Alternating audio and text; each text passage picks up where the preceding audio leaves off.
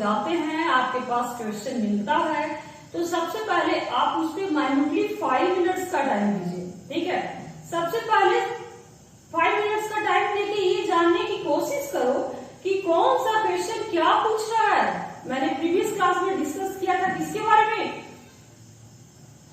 किसका errors, interviewee का errors. ठीक है, बट इस लेक्चर में मैं डिस्कस करने जा रही हूँ किसका एरर्स, इंटरव्यूअर्स का एरर्स। ऐसा नहीं है, इंटरव्यूअर्स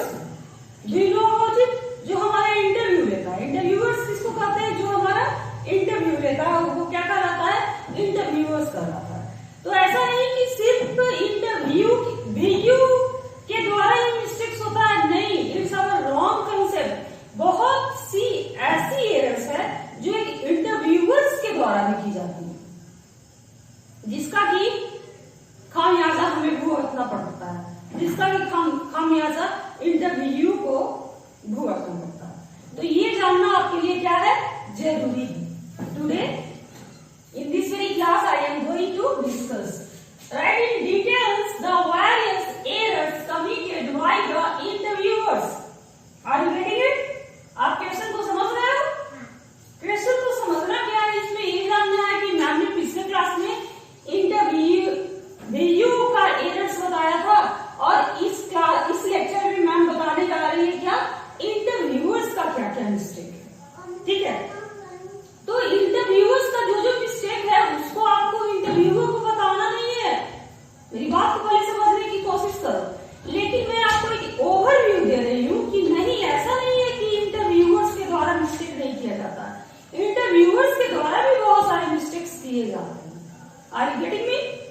तो सबसे फर्स्ट पॉइंट मैं आपको बता दूं, सबसे पहले क्वेश्चन ये उठता है कि हमारा इंटरव्यू कैसा होना चाहिए, तो हमारा इफेक्टिव इंटरव्यू होना चाहिए। ठीक है, इफेक्टिव इंटरव्यू करने का मतलब है कि हम इंटरव्यू में अच्छा परफॉर्म करें। ठीक है, तो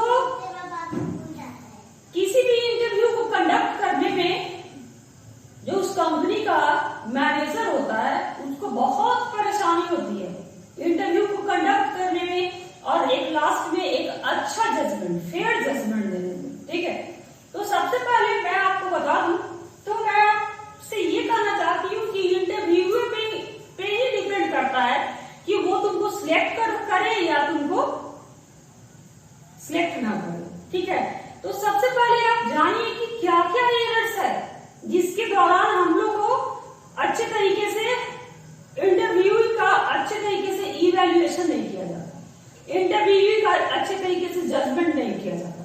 ठीक है, तो फर्स्ट पॉइंट बनता है, मेरा फर्स्ट पॉइंट है, मैंने आपको नोट्स भेज रखा है, मैंने आपको नोट्स भेज रखा है। क्या भेजा है, नॉट नोइंग,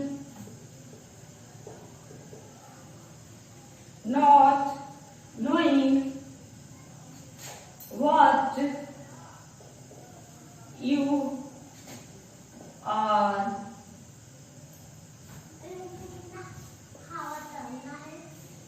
यहीं पे चेक करना, लुकिंग फॉर। ठीक है, this is your first point. मैंने फर्स्ट पॉइंट में क्या ये लिखा, मैंने फर्स्ट पॉइंट में लिखा है कि not knowing what you are looking for. सबसे पहले इंटरव्यूअर को यही पता नहीं होता कि वो उसे कैसे कैंडिडेट्स की तलाश है। ठीक है, तो मैं सबसे पहले आपको ये बता दूं, this very point is also very important for every student.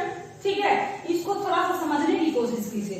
तो सबसे पहले मैं ये बताऊं कि इंटरव्यूअर ने अपना इंटरव्यू कंडक्ट किया है, तो इंटरव्यू की क्या स्ट्रैटेजी है, उसने जो स्ट्रैटेजी रखी है, इवैल्यूएशन स्ट्रैटेजी रखी है, उसका क्या पैमाना है, ये सबसे पहले माइंडसेट करना चाहिए। ठीक है, उसका पहले से एक मेंटल लेआउट स्केच करना चाहिए, और इस मेंटल लेआउट को सभी के बीच में डिस्कस कर देना चाहिए कि इस इंटरव्यू में कौन से ऐसे कैंडिडेट हैं जिनका भी सिलेक्शन होगा। तो सिलेक्शन किस बेसिस पे होगा कि आपका क्वालिफिकेशन क्या है, आपका एक्सपीरियंस क्या है। ठीक है, तो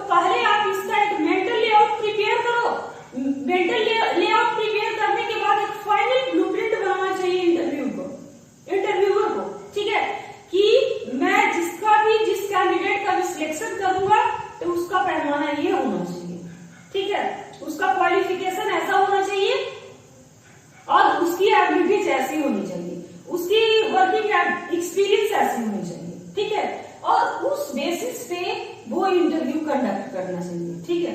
लेकिन इंटरव्यूअर ऐसा नहीं करते, वो इंटरव्यू तो कंडक्ट करते हैं लेकिन उन्हें खुद पता नहीं चलता कि उन्हें कैसे कैंडिडेट की आवश्यकता है, उन्हें कैसे कैंडिडेट की नेसेसिटी है वो उन्हें खुद पता नहीं होता, सिर्फ वो इंटरव्यू को कंडक्ट करते जाते हैं, ऐसा नहीं।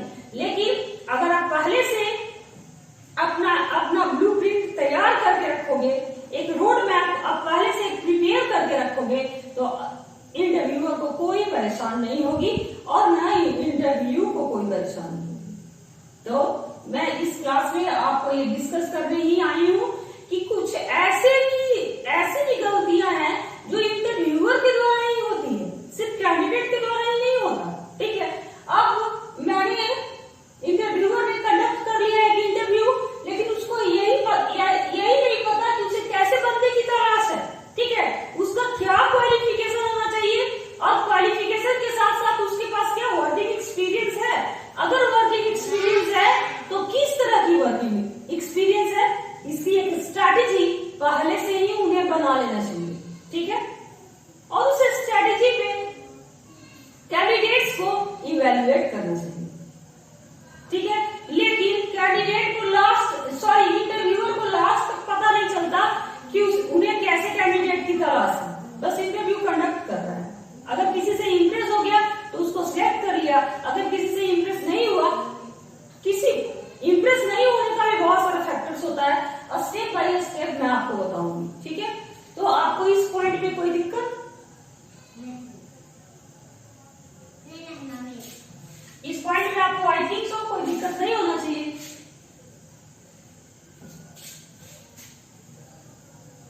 दूसरा जो पॉइंट है जो मैं आपको बताने जा रही हूं,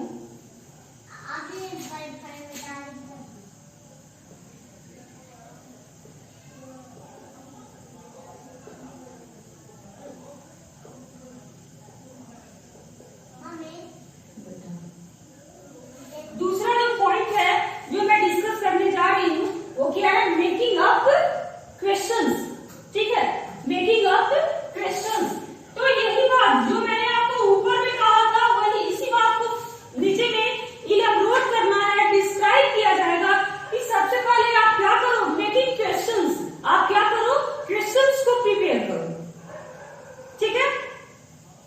मैं आपको बता दूं रिसर्च का एक कहना है कि जो इंटरव्यूअर क्या करते हैं कि इंटरव्यू में वो ब्रेन टीचर क्वेश्चन पूछते हैं, ठीक है, ऐसे क्वेश्चन जिससे कि कैंडिडेट क्या हो जाता है, डर जाता है, ठीक है, ऐसा क्वेश्चन जिससे वो पूरे तरीके से कैंडिडेट को मापने की सोचते हैं। इस टाइप का जो क्वेश्चन होता है ब्रेन टीचर क्वेश्चन होता है। तो मैं आपको बता दूं कि इंटरव्यूअर को कभी भी इंटरव्यू में ब्रेन टीचर क्वेश्चन नहीं पूछना चाहिए, जिसको कहा जाता है बाउंसर फेंकना, ठीक है, कभी नहीं पूछना चाहिए, क्योंकि ब्रेन टीचर क्वेश्चंस में कैंडिडेट्स खुद उलझ जाते हैं, ठीक है, और जब कैंडिडेट्स खुद उलझ जाते हैं तो वो अच्छा रिस्पॉन्स नहीं कर पाते, और क्वेश्चन ही एक कैंडिडेट को मापने का एक सही तरीका नहीं है। मेरा तो कहना यही है, अगर हम क्वेश्चन की बाउंसर कर रहे हैं किसी के ऊपर, लेकिन कंपनी में आएगा तो उसको क्या चाहिए, वो उससे मेरे को प्रैक्टिकल काम लेना है, उसकी वर्किंग एबिलिटी से हमको मतलब होना चाहिए, ठीक है। तो क्या ब्रेन टीचर क्वेश्चन जो होता है वो आपकी एबिलिटी को जज कर पाता है? नहीं, ठीक है, आपकी वर्किंग एबिलिटी को वो जज नहीं कर पाता। इसलिए इंटरव्यूअर को ब्रेन टीचर क्वेश्चंस नहीं पूछना चाहिए, क्योंकि उसके ब्रेन टीचर क्वेश्चन के द्वारा एक अच्छे हम इंटरव्यू तो करेंगे लेकिन एक अच्छा कैंडिडेट का सिलेक्शन नहीं कर पाएंगे, क्योंकि क्वेश्चन से ब्रेन टीचर क्वेश्चन पूछने से एक कैंडिडेट के वर्किंग एक्सपीरियंस को नहीं मापा जा सकता, एक कैंडिडेट के वर्किंग एबिलिटी को नहीं मापा जा सकता। Are you getting it? तो हमें चाहिए क्या, हमें चाहिए वर्किंग एक्सपीरियंस।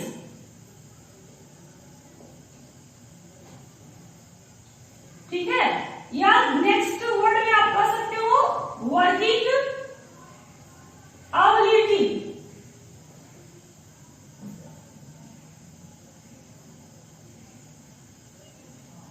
ठीक है, आर यू गेटिंग इट? तो हमें चाहिए क्या, वर्किंग एक्सपीरियंस, या हमें चाहिए क्या, वर्किंग एबिलिटी। इस बात का आप हमेशा ख्याल करें, ठीक है।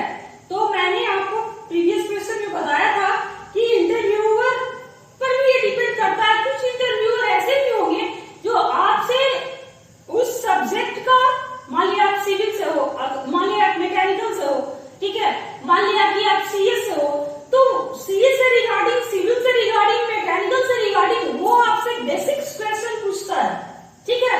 वो सिर्फ आपका प्रेजेंटेशन देखता है कि आप किसी भी स्टेटमेंट को कैसे एक्सप्रेस करते हैं।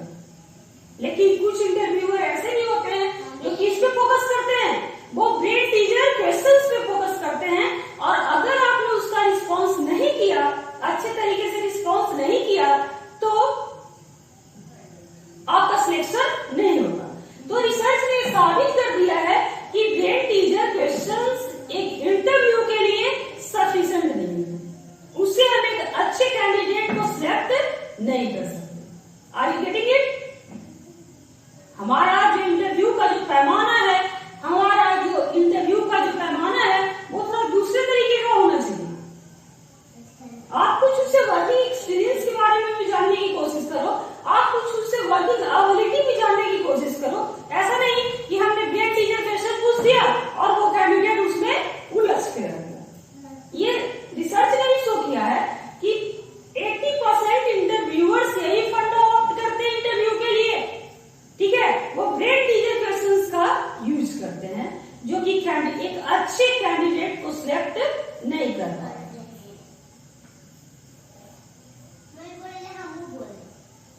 ये उस क्वेश्चन का आंसर क्या देगा कैंडिडेट, ब्रेन टीचर क्वेश्चन का आंसर क्या देगा कि वो पहले ही क्या हो जाता है, वो पहले ही क्वेश्चन को सुन के ही क्या हो जाता है, डिप्रेस हो जाता है, और वो अच्छे तरीके से उसको एक्सप्लेन नहीं करता।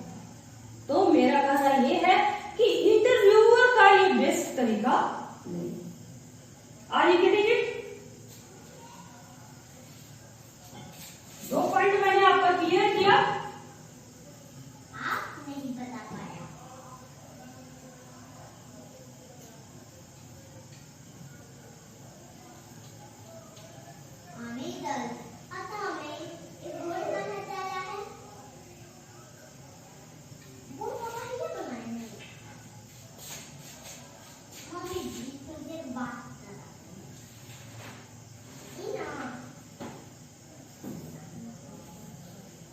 थर्ड जो आपका पॉइंट बनता है वो क्या है, प्लेइंग।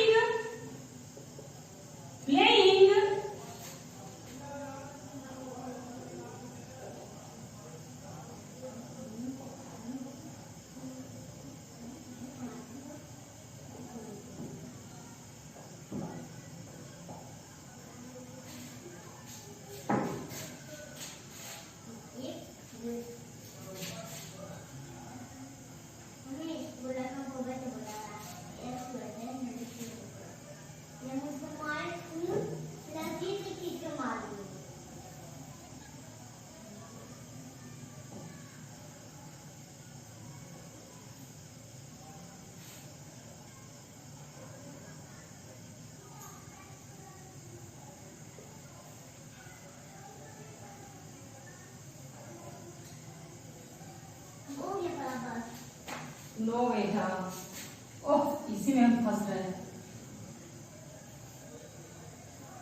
थर्ड जो आपका पॉइंट बन रहा है वो क्या कह रहा है, प्लेइंग एमेच्योर साइकोलॉजिस्ट। ठीक है, जब मैं आपको प्रीवियस क्लास में आपका ले रही थी कि क्या क्या गलतियां होती है एक इंटरव्यू देने वाले से, कैंडिडेट से क्या क्या गलतियां होती हैं, तो उस पीरियड में मैंने आपको ये बताया था कि वहां पे क्या रहता है, एक साइकोलॉजिस्ट रहता है, और वो साइकोलॉजिस्ट आपको शुरू से ही क्या करता है, वॉच करता है, और वॉच करने के बाद वो निर्णय लेता है कि किस कैंडिडेट का सिलेक्शन होना चाहिए और किस कैंडिडेट का सिलेक्शन नहीं होना चाहिए।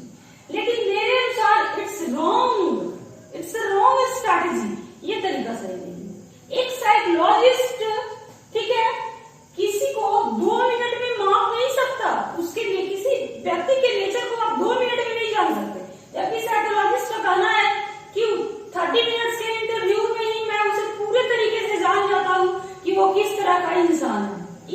कंसेप्ट। ठीक है, अगर कोई बहुत ही, सपोज दैट मैं एक एग्जांपल दे रही हूँ, एक बहुत ही हंसने वाला बच्चा है, हंसने वाला कैंडिडेट है, लेकिन आज वो किसी हेडेक से गुजर रहा है। ठीक है, तो वो आज हंस नहीं रहा, उसका मूड ऑफ हो गया।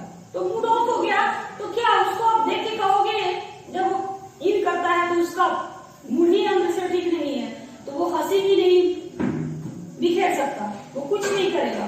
ठीक है, तो आप उसको देखेंगे एकदम शांत टाइप का, शांत टाइप का, तो आप बड़ी सीरियस है। साइकोलॉजिस्ट उसको देख के कहेगा ये सीरियस गाय नहीं, ये बिल्कुल रॉन्ग स्ट्रेटेजी है।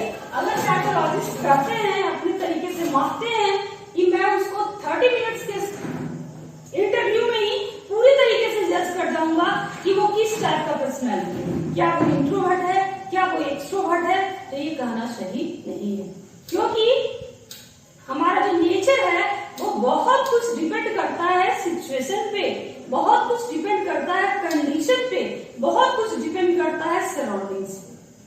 ठीक है, आज आपका दिन का जो शुरुआत हुआ वो कैसा रहा, और किसने आपको बहुत खुश कर दिया, किस इंसिडेंट ने आपको बहुत खुश कर दिया, और किस इंसिडेंट ने आपको बहुत दुखी कर दिया।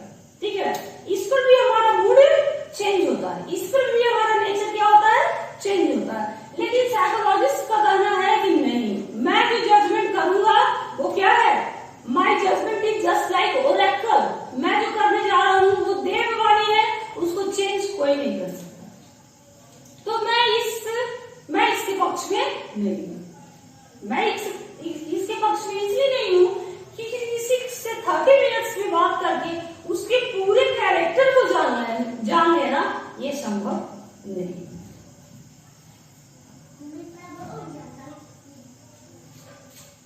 नेक्स्ट पॉइंट है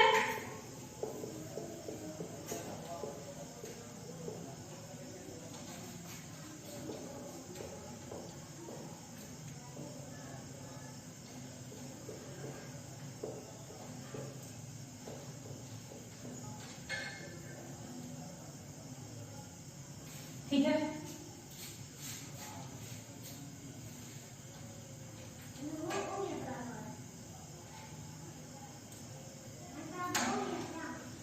अब मैं बता रही हूं, ये अप्लाई योर ओन फिलॉसफी। ठीक है, इंटरव्यूअर जितनी कंपनी है, जितने इंटरव्यूअर्स है, सबका एक पैमाना नहीं है, कैंडिडेट के सिलेक्शन का एक पैमाना नहीं है, वो अपनी अपनी फिलॉसफी रखते हैं।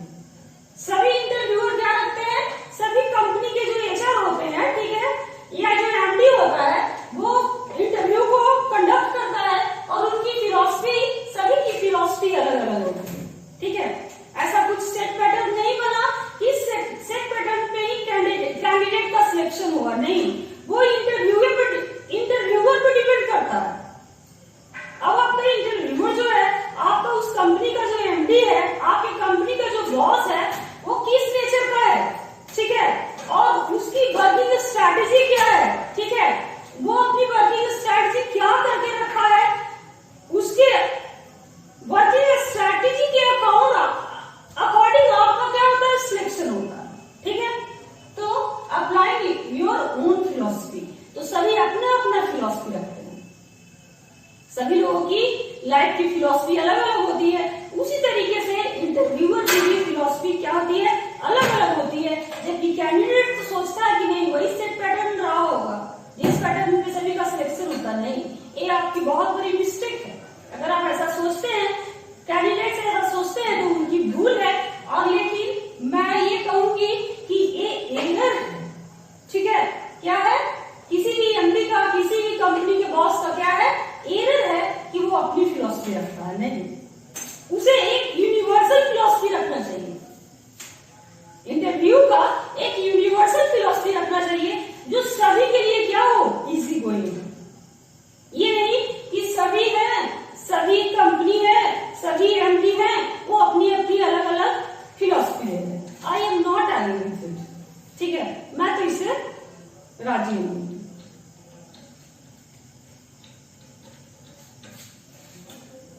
नेक्स्ट पॉइंट जो मैं आज डिस्कस करने जा रही हूं,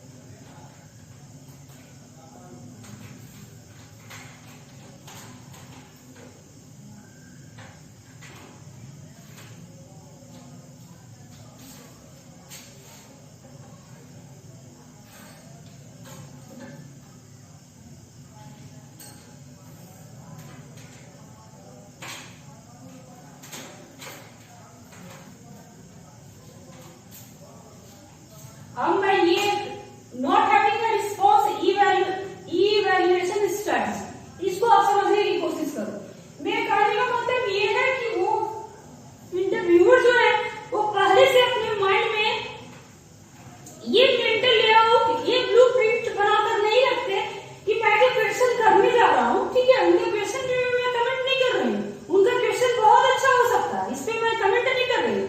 तो मैं कमेंट नहीं कर रही हूँ तो मैं ये भी नहीं कह रही हूँ कि जो क्वेश्चन उन्होंने बना के रखा है, जो क्वेश्चन उन्होंने प्रिपेयर करके रखा है, तो क्वेश्चन प्रिपेयर जो किया है उसका आंसर क्या है अकॉर्डिंग देयर व्यूज, ठीक है।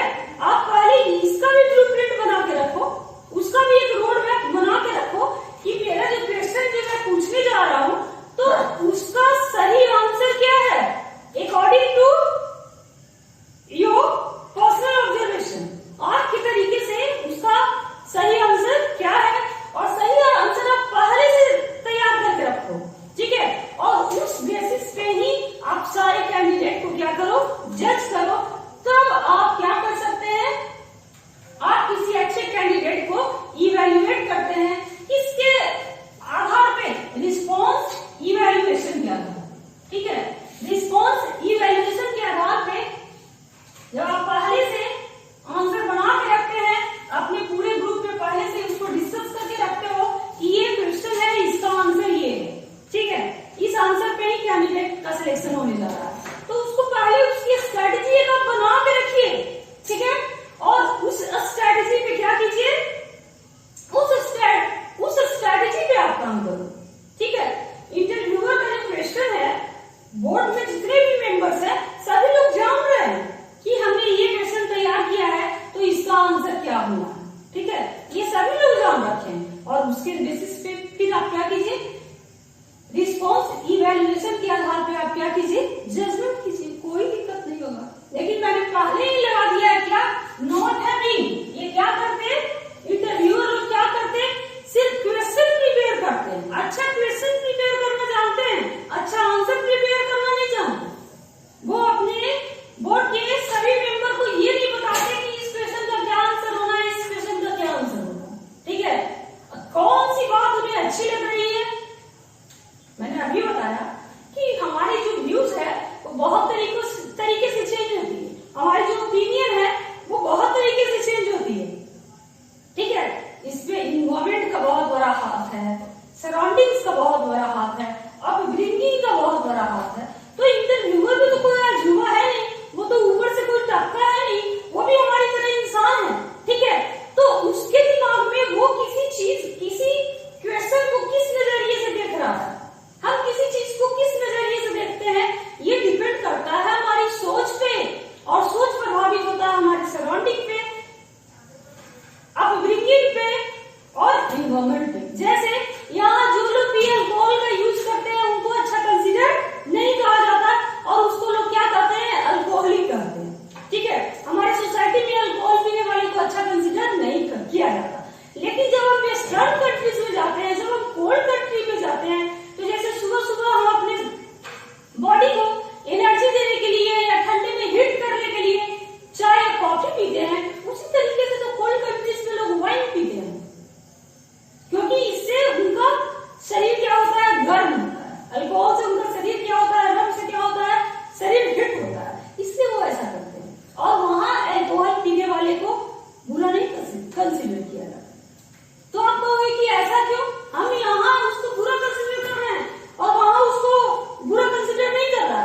तो यही है इन्वायरमेंट, यही है सराउंडिंग, जिनका असर पड़ता हमारे थिंकिंग पे, हमारे थॉट पे। जैसे छोटी सी बात, अगर गांव का कोई इंसान है और वो अपनी माँ बाप को अलग कर देता है, ठीक है, हटा देता है कि हमको तुमको नहीं रखना, ठीक है, तो एक इशू बन जाता है, मोहल्ले के लिए इशू, गांव के लिए इशू, एक इशू की बात होती है।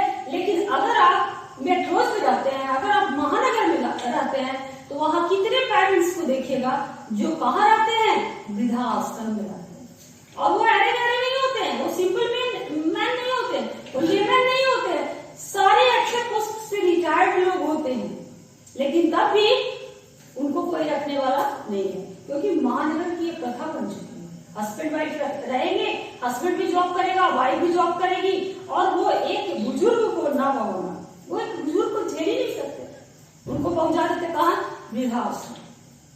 तो वहां उनको बोलने वाला कोई नहीं है। तो आप बोलोगे कि मैम ऐसा क्यों नहीं बोलने वाला है? इसलिए बोलने वाला नहीं है कि वहां लोगों के पास इतना फुर्सत नहीं है कि वो आपको देख रहा है, सभी अपने ढूंढ में लगे।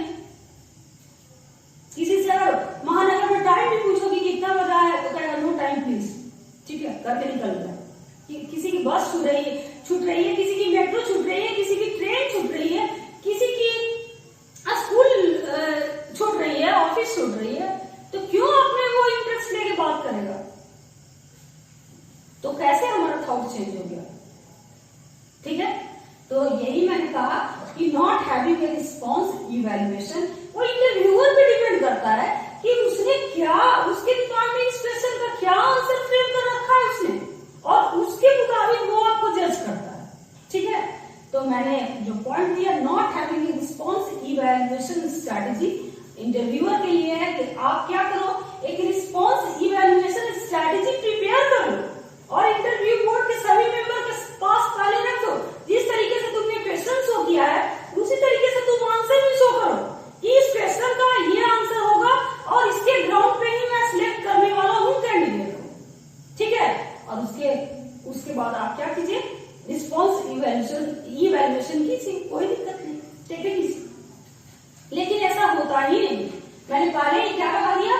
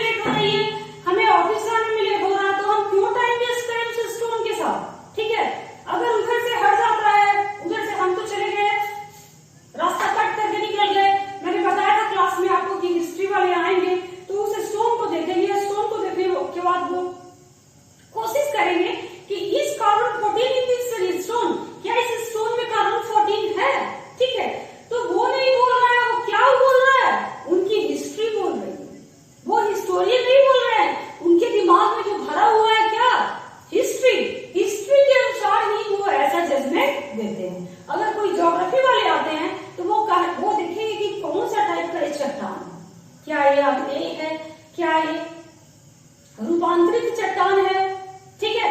वो चट्टान का टाइप देखेंगे और उसी नजरिए से उस स्टोन को जज करने की कोशिश करेंगे कि स्टोन का ये कौन सा टाइप है, ठीक है। तो स्टोन का जब कौन सा टाइप है वो ढूंढने की कोशिश करते हैं, इसका मतलब आप समझ रहे हो, इसका मतलब ये हुआ कि वो नहीं बोल रहे हैं, उनके दिमाग में भरा ज्योग्राफी बोल रहा है। वो कोई भी जजमेंट दे रहे हैं तो किस बेसिस पे, ज्योग्राफी के बेसिस पे। मैंने ये भी कहा कि अगर उधर से कोई रिलीजियस आदमी आता है और उस स्टोन को देखता है तो उनको जरूर किसी न किसी भगवान की इमेज दिख जाएगी, किसी न किसी गॉडेस की इमेज दिख जाएगी, और वो उसे गंगा जल से धोएंगे। गंगा जल से धोने के बाद मंदिर में ले जाएंगे, स्थापित कर देंगे कि ये भगवान निकले हैं, तो ये माता का फोटो निकला है, तो ये निकला है, तो ये निकला है। और ये मत कहो भक्तों का तांता लग जाएगा पूजा करने के लिए। तो वो जो धार्मिक व्यक्ति है, जो रिलीजियस इंसान है, वो अपने धर्म के अकॉर्डिंग सोच रहा है, ना उसके दिमाग में हिस्ट्री है, ना उसके दिमाग में क्या है, ज्योग्राफी है, उसके दिमाग में सिर्फ आस्था है, उसके दिमाग में सिर्फ क्या है, रिलीजन है। तो वो रिलीजन के अनुसार अपना जजमेंट कर रहा है। मेरी बात को समझने की कोशिश करो, ठीक है। तो यही होता है इंसान का पर्सनल प्रेजुडिस। जैसे मैं बताऊं, कोई इंटरव्यूअर बैठा है, उसे एक स्मार्ट बंदा बहुत पसंद है, उसे एक एक्सट्रोवर्ट कैंडिडेट चाहिए, उसे एक एक्सट्रोवर्ट पर्सनैलिटी चाहिए, उसे एक ओपन माइंडेड पर्सनैलिटी चाहिए, ठीक है।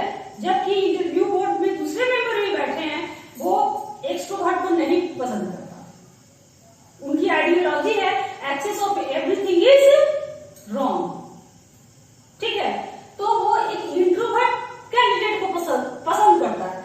तो वो यही है पर्सनल प्रेजुडिस, ठीक है, यही है पर्सनल प्रेजुडिस। वो इंट्रोवर्ट पर्सनैलिटी को पसंद करता है, तो वो एक्सट्रोवर्ट कितना भी आप एक्सट्रोवर्ट हो, अगला कैंडिडेट कितना भी ज्यादा एक्सट्रोवर्ट हो, वो उसको प्लस पॉइंट नहीं देने जा रहे हैं, वो एक्सट्रोवर्ट को माइनस पॉइंट दे देगा, ठीक है।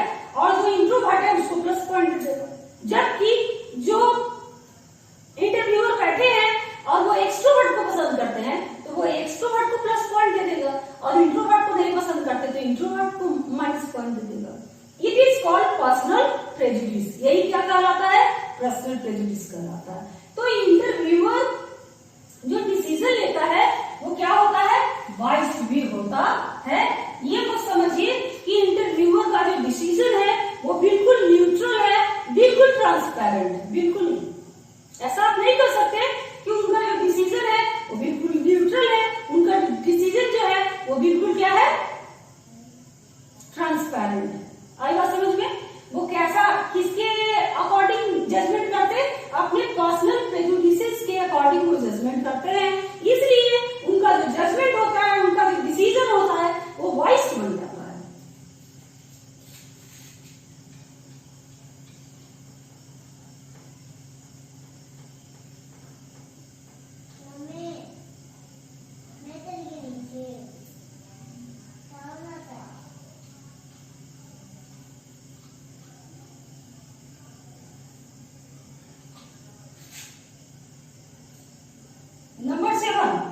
नंबर 7 में क्या पॉइंट है,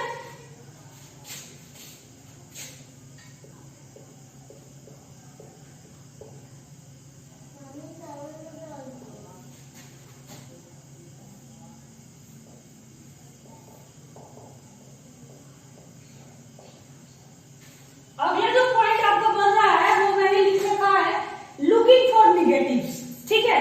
इंटरव्यूअर को क्या होना चाहिए, इंटरव्यूअर को पार्शियल होना चाहिए, सॉरी पार्शियल नहीं होना चाहिए। वो क्या होना चाहिए, मैंने पहले भी कहा कि इंटरव्यूअर को बिल्कुल न्यूट्रल होना चाहिए, इंटरव्यूअर को बिल्कुल क्या होना चाहिए, ट्रांसपेरेंट होना चाहिए।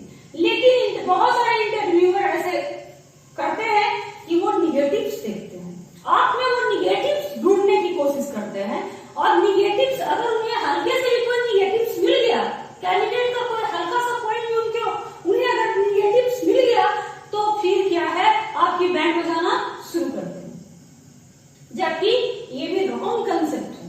इंटरव्यूअर को आप लुकिंग निगेटिव्स नहीं आपको आपका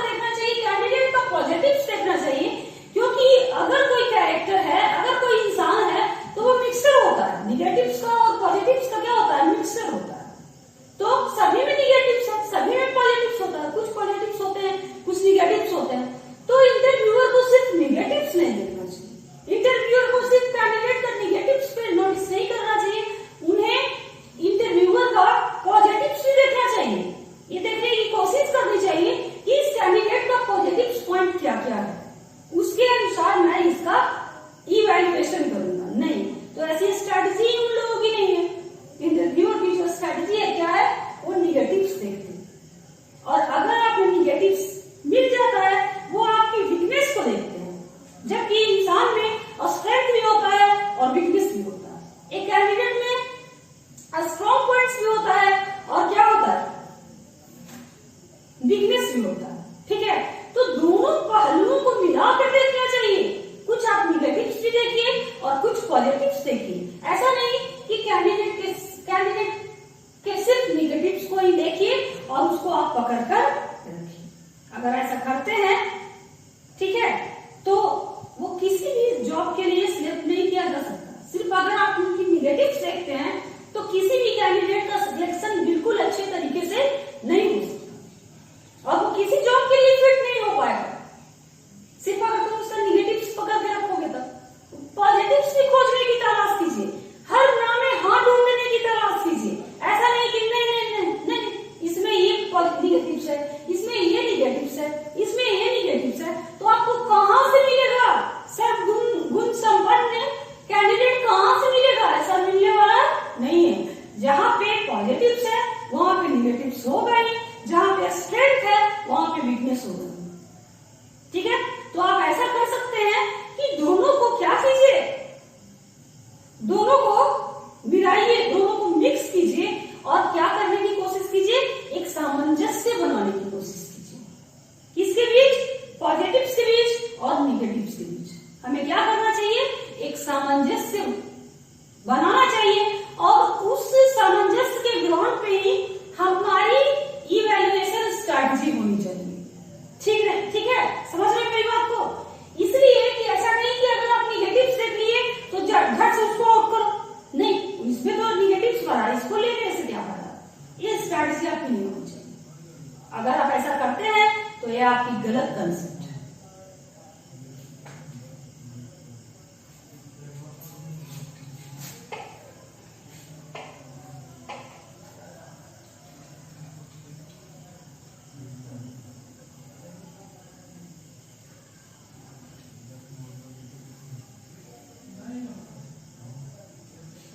अगला जो पॉइंट है आपका, उसके बारे में आपको जानना जरूरी है। अगला जो पॉइंट है वो है मल्टी स्टेजेस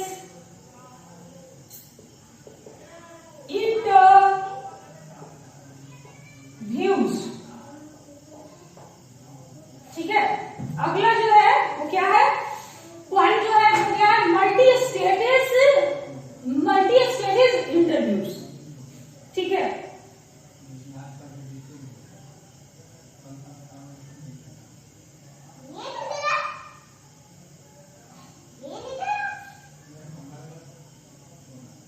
मैं आपको ये बता दूं कि इंटरव्यू का बहुत तरीके का क्या है, बहुत स्टेज होता है। ठीक है, मल्टी स्टेज मैंने पहले ही दिया।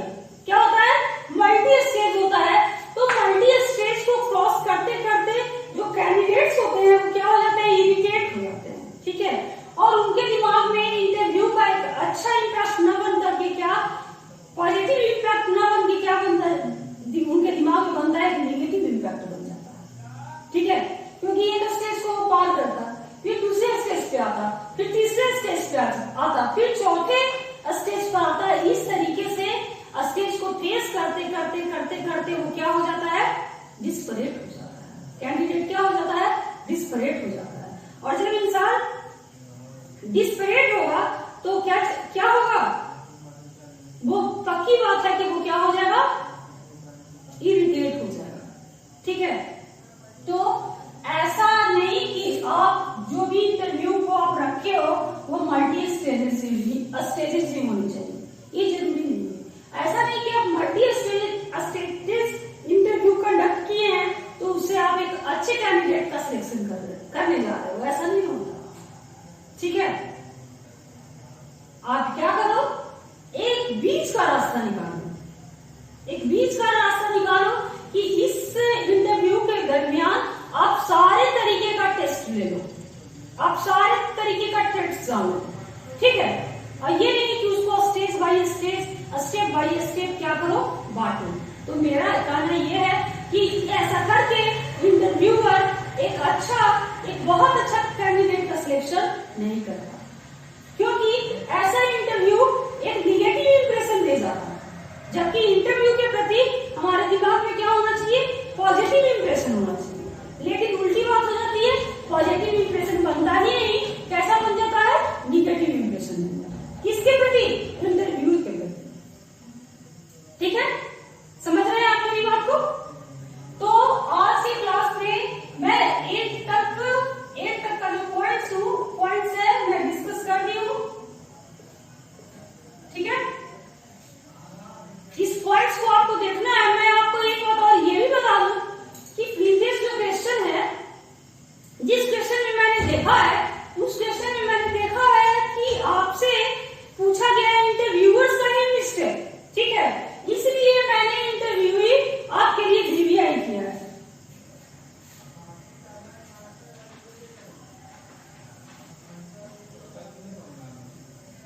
अगला पॉइंट भी क्यों छोड़ दिया जाए, उसको भी मैं डिस्कस कर देती हूँ। वन वे कन्वर्सेशन, इस बात का क्या लीजिए, मैं आपको बता दूं कि वन वे कन्वर्सेशन होना चाहिए। कैसा कन्वर्सेशन होना चाहिए, वन वे कन्वर्सेशन। इंटरव्यू में क्या होता है, वन वे कन्वर्सेशन होता है। इंटरव्यूअर के द्वारा ही क्वेश्चन सिर्फ पूछे जाते हैं, और जो कैंडिडेट होता है उसको लास्ट में आप तक भी चांस नहीं दिया जाता कि वो भी कुछ रिस्पॉन्स कर पाए, वो भी कोई क्वेश्चन राइज कर सके। ठीक है, तो ये ऐसा क्या हो जाता है, कैसा कन्वर्सेशन बन जाता है, वन वे कन्वर्सेशन बन जाता है। तो वन वे कन्वर्सेशन होने से क्या होता है कि इसमें किसकी चलती है, इसमें सिर्फ इंटरव्यूअर्स की ही चलती है। ठीक है, वो क्वेश्चन को किसी तरीके से घुमा देते हैं, उसी तरीके से हमें आंसर करना है। जबकि ये होना चाहिए कि कुछ अपनी भी आप सुनाओ और कुछ मेरी भी तो सुनो, लेकिन सुनना इंटरव्यूअर्स को पसंद नहीं होता, वो सिर्फ सुनाना पसंद करते हैं। ठीक है, that's why it is called one way conversation. जबकि ऐसा भी हो सकता है कि अगर आप कैंडिडेट से क्वेश्चन पूछते हैं तो कैंडिडेट भी उस क्वेश्चन को मिक्स करके एक टेल क्वेश्चन बना सकता है। ठीक है, और टेल क्वेश्चन बना के वो पूछ सकता है आपसे क्वेश्चन कि सर ऐसा होगा तो ऐसा कैसे होगा, तो ऐसा क्यों होगा। लेकिन इंटरव्यू में क्या होता है, इसका बैरिकेड्स होता है, ये पूछने का कैंडिडेट को अधिकार नहीं होता। कैंडिडेट सिर्फ इंटरव्यू में जाते हैं क्या करने के लिए, रिस्पॉन्स देने के लिए, वे क्वेश्चन नहीं कर सकते। ठीक है, जबकि मैं बताऊं रिसर्च ने साबित किया है कि ये जरूरी नहीं है कि इंटरव्यूअर सिर्फ प्रश्न पूछे, तभी एक अच्छा इंटरव्यू कंडक्ट किया जाएगा और एक अच्छे कैंडिडेट का इवैल्यूएशन होगा। नहीं, रिसर्च ने साबित कर दिया है कि 80% हमें लिसनिंग पे ध्यान देना चाहिए। 80% क्या करना चाहिए, 80% मैं बता दूं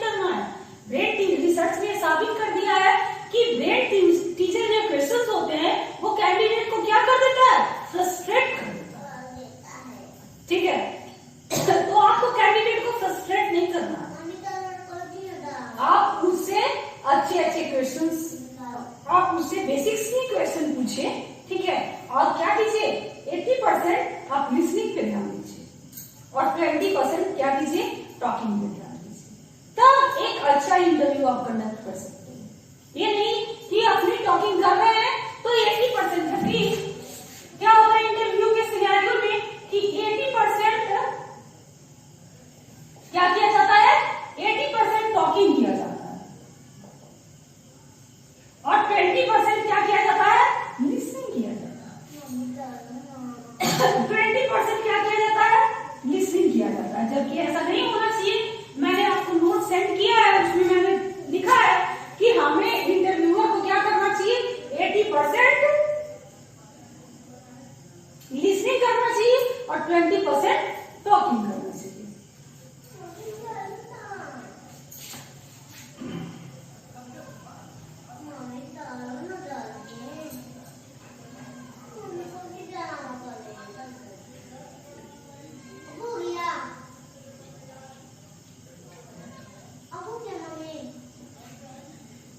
नेक्स्ट पॉइंट है, this is your last point, ठीक है। तो जब मैंने इस क्लास खत्म ही कर दिया तो पूरे तरीके से इस लेक्चर को खत्म कर लो, वो ज्यादा बेटर रहेगा, ठीक है, क्योंकि नेक्स्ट पीरियड में मैं दूसरे टॉपिक पे जाऊंगी।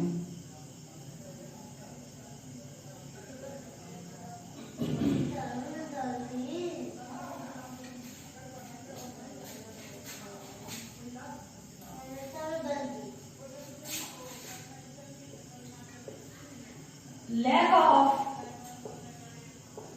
a structure, क्या लिखा मैंने, lack of a structure, content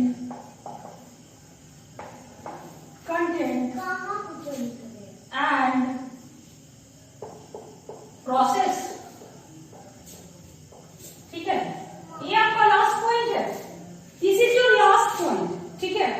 तो मैं आपको बता दूं कि लैक ऑफ स्ट्रक्चर होता है, इंटरव्यूअर की जो इंटरव्यू होती है उसका स्ट्रक्चर क्या होता है, एक वेल फिल्ड स्ट्रक्चर नहीं है, बल्कि क्या होता है, लैक ऑफ स्ट्रक्चर। उसमें स्ट्रक्चर की क्या होती है, प्रॉब्लम होती है, वो पहले से स्ट्रक्चर बना के नहीं रखते, जबकि ये सबसे बड़ी सेटबैक है, हमें एक स्ट्रक्चर फ्रेम करके रखना चाहिए।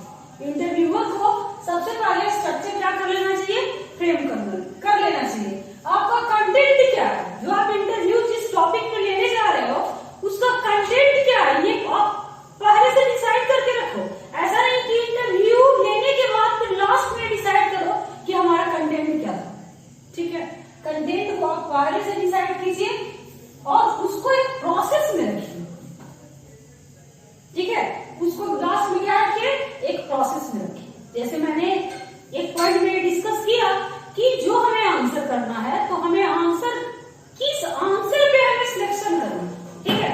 तो इस आंसर को हम पहले से क्या करेंगे, इसका एक रोड मैप तैयार करेंगे, इसका एक ब्लूप्रिंट प्रिपेयर करेंगे और ब्लूप्रिंट प्रिपेयर करके पहले ही रख लेंगे कि किस क्वेश्चन का आंसर क्या होना है। ऐसा नहीं कि सबको हम देखना स्टार्ट करें, कैंडिडेट्स बारी बारी से आते जाए और सब में हम ढूंढने की कोशिश करें कि कंटेंट क्या है, ठीक है, तो स्ट्रक्चर क्या होना चाहिए, किस ग्राउंड पे मैं इनका अपॉइंटमेंट करूं, ये बिल्कुल गलत है, ठीक है। और ये इंटरव्यूअर की बहुत मेजर मिस्टेक है। इंटरव्यूअर को लगता है ऐसा कि ये तो माइनर मिस्टेक है, बट इंटरव्यूअर की एक ऐसी मिस्टेक है, मेजर मिस्टेक है। तो एग्जामिनेशन में अगर आपको आता है ये क्वेश्चन 14 मार्क्स का है, ठीक है, 14 मार्क्स का है और मैंने कितने पॉइंट्स बता रखा इसमें डिस्कस कर दिया, 10 पॉइंट डिस्कस कर दिया। तो एग्जाम में तुम नहीं तो 5 पॉइंट्स भी अगर डिस्कस करते हो, लिख देते हो, या 6 पॉइंट्स भी लिख देते हो तो मार्क्स मिलता है, ठीक है। उसका टेंशन नहीं लेना कि मैंने तो 10 पॉइंट्स पढ़ाया था, मैंने तो 10 पॉइंट्स लिखा नहीं, ऐसा सोचना आपकी मूर्खता है। आप 5-6 पॉइंट्स भी डिस्कस कर देते हैं एग्जामिनेशन में तो बहुत अच्छा, ठीक है। तो आज के क्लास में इतना ही, अब दूसरे दिन हम नया टॉपिक पढ़ाएंगे आपको, ठीक है। तब तक के लिए बाय।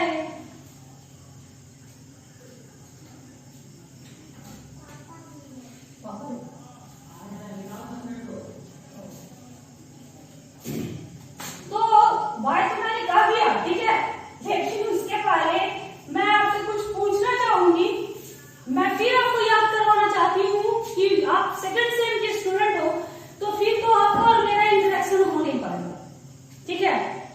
सेम तो तुम लोगों ने मेरे से पढ़ा ही, सेकंड सेम पढ़ना है तुम्हें, तो अब तो तुम्हें पढ़ना है। इसलिए तुम लोग क्या करो कि थोड़ा सा अपना प्रोनाउंसिएशन राउंड सही करो, ठीक है। अपना प्रोनाउंसिएशन राउंड आपको क्या करना है, सही करना है।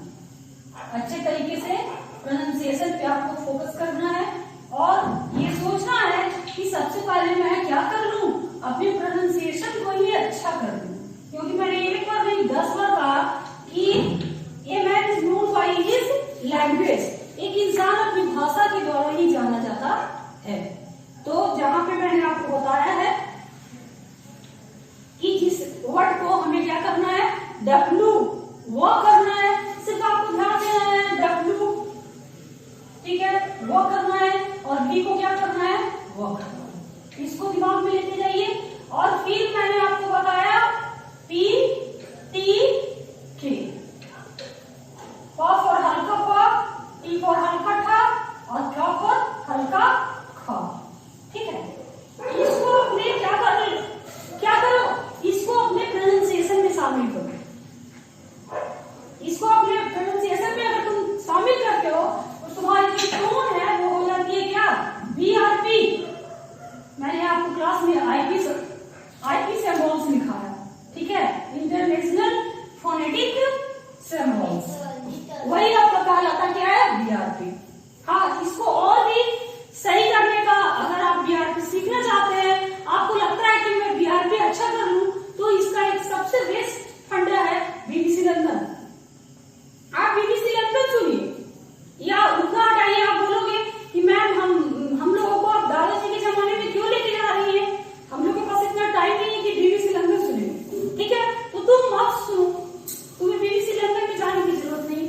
तुम क्या करो, क्रिकेट में तुम्हारी कोई इंटरेस्ट है तो तुम क्रिकेट कमेंट्री सुनो, किसी अवार्ड शो का एंकरिंग सुनो, ठीक है, कि कैसे बोला जाता है, कैसे बीआरपी का यूज किया जाता है। कमेंट्री भी कंप्लीट बीआरपी, या एंकरिंग शो भी क्या है, कंप्लीट बीआरपी है। मैंने आपको बताया कि the condition of phonetics in India is not good. Phonetics की जो कंडीशन इंडिया में है वो बहुत अच्छी नहीं है, इसके कारण you are not responsible for this, तुम इसके लिए जिम्मेवार नहीं हो। Neither the teachers pronounce BRP not the student learn it. जब टीचर ही नहीं बोलते तो बच्चे सीखेंगे कैसे, आप सीखते किससे, अपने टीचर से। तो टीचर तो बीआरपी बोल ही नहीं रहा है, तो स्टूडेंट कहां से बीआरपी बोलेगा। लेकिन मैं आपको ये बता दूं, पब्लिक स्कूल्स, डीपीएस या बोर्डिंग स्कूल्स, उसमें जो टीचर्स होते हैं, ठीक है, वो टीचर्स लोग बीआरपी का यूज करता है, क्योंकि वो बहुत अच्छे क्वालिफाइड टीचर्स का सिलेक्शन होता है उसमें, तो वो लोग बीआरपी का यूज करते हैं। इसलिए डीपीएस या बोर्डिंग स्कूल के जो बच्चे होते हैं वो अच्छे बीआरपी होते हैं। तो नटसेल में आप कह सकते हैं कि the condition of BRP, the condition of phonetics in India is not good. आज के लिए इतना ही बाबू, काफी है, ठीक है, बाय।